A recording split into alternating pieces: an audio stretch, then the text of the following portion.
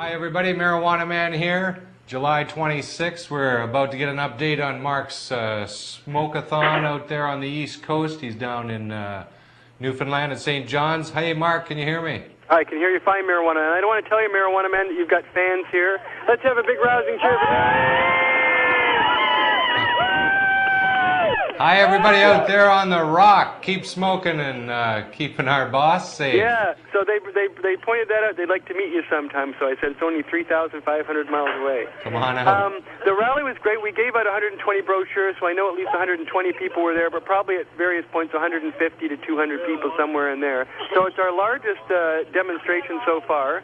We were right outside the front door of the Royal Newfoundland Constabulary on Parade Street in St. John's, and I will say that they were quick to move in when I lit up that bong hit. I barely got a lungful in there before they had it, but I will say they were polite, and we sang a rousing version of "O Canada" as I got arrested, which I thought seemed very suitable, since the whole idea is that we're here demonstrating our legal right to marijuana, which is legal, and I think to some degree there's some doubt in the police department and at the Solicitor General's office too, because they said I'm going to come in the morning and they'll decide if they're going to recommend laying charges. Tentatively they are, and then they said the Crown Attorney would decide to finally lay charges. So if the Crown Attorney does his homework, there shouldn't be any arrest.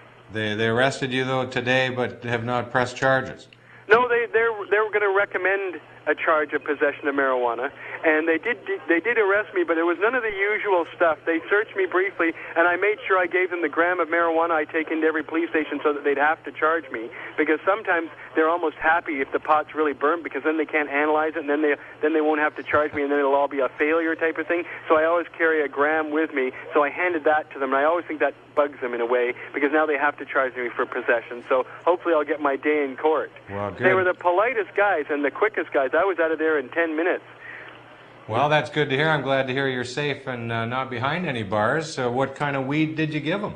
Well, I always carry my blueberry with me, but we've gone through the blueberry now. In fact, I was kind of nervous about whether I'd get arrested at the airport, since everybody knew I was coming in to get to Newfoundland. The likelihood is you're going to fly in. So unfortunately, I left most of my blueberry behind in Prince Edward Island for the house cleaner of the room as a tip, and I hope she makes good use of it, because there was like at least 8 or 9 joints worth, and I know it kills me to give it up too. And but anyway, we left it for her along with a grinder, because I didn't want a grinder that had pot, because I didn't want them to arrest me and charge me at the airport before I got to the rally, because then it would be contempt of court if I smoked out with a charge already against me, right? Precisely. So I put it in the shower cap that was at the last hotel, just about 2 grams worth, rolled it up, twisted it into a bottle of Curel hand cream, and after I took all the hand cream out, and then put it all back in, and believe me, it looked good. Didn't smell, didn't see, x-rays would show nothing, so I figured, okay, I'm set to smuggle my 2 grams into Newfoundland, right? But as it turns out, no one was at the airport, nothing happened. I was being paranoid and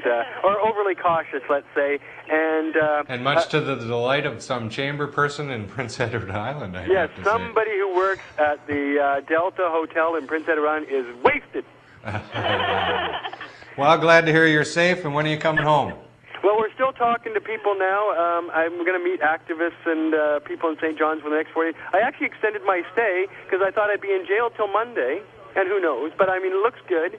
And so I'm here for another 4 days, so we're going to hang out and meet everybody. And it's a crowd that wants to be active. I think we've got some people to run for the Marijuana Party of Canada. Good. The next federal election. There's a lot of interest here, and a lot of them are hooked up on the net. Some aren't. We're going to get everybody on board. And but it was a beautiful day. It was fabulous sun. The police were polite. Everybody had a good time at the event. I've been very expansive thanks to the blueberry and my own natural affinity for talking a lot. Well, we're thrilled also to see the amount of support that we've been getting down east from all the smokers down there, and how nice it's been turning out for you and not being behind bars. St. John's is a totally charming place. It's a really cool place. I highly recommend people check this out. And it's like going back, like in Vancouver, there's no building older than 100 years old, and here I don't think there's anything newer than 100. No, I'm just kidding. But there's a lot of old architecture you can't see where we're from, so it's pretty beautiful here. Well, good. Well, I'm glad to hear that you and Cheryl are safe, and we wish you all the best out there, and peace and pot to all our friends. Talk to you later, Marijuana Man. And we'll see you soon.